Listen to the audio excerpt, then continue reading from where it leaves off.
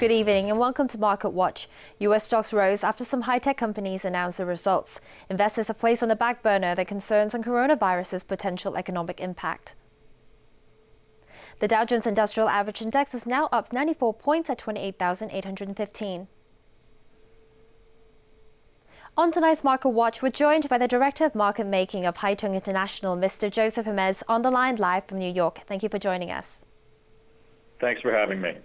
Let's take a look at some corporate news. The tech giant Apple continues to amaze investors with another quarter of blowout earnings. Can you tell us what drives the continued growth?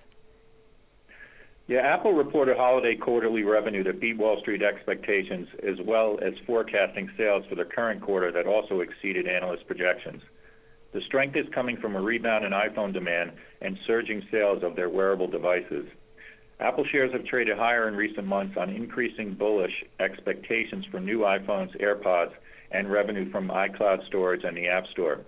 Clearly, this bullishness was warranted as holders are being rewarded with another all-time high in the stock. Going forward, Apple issued a wider than usual sales forecast to reflect the uncertainty caused by the coronavirus, but this hasn't stopped a slew of analysts from raising their price targets and defending Apple's lofty valuation.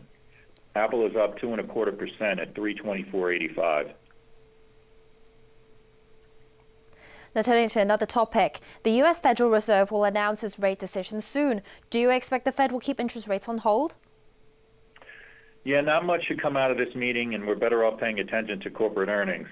The Fed will keep interest rates steady following a December forecast that showed no change in 2020. Powell is expected to reinforce this signal that policy is on hold.